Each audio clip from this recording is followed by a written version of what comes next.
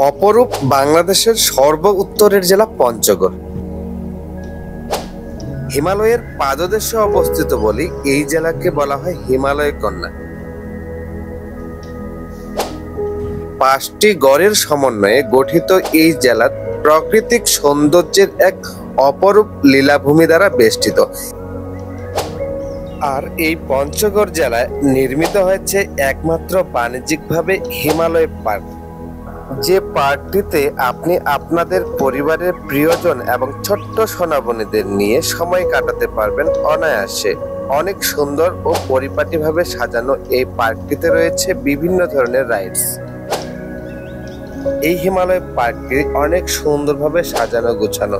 সকলে আমন্ত্রিত এই হিমালয় পার্কটি ঘোরার জন্য। ধন্যবাদ সবাইকে। আসসালামু আলাইকুম।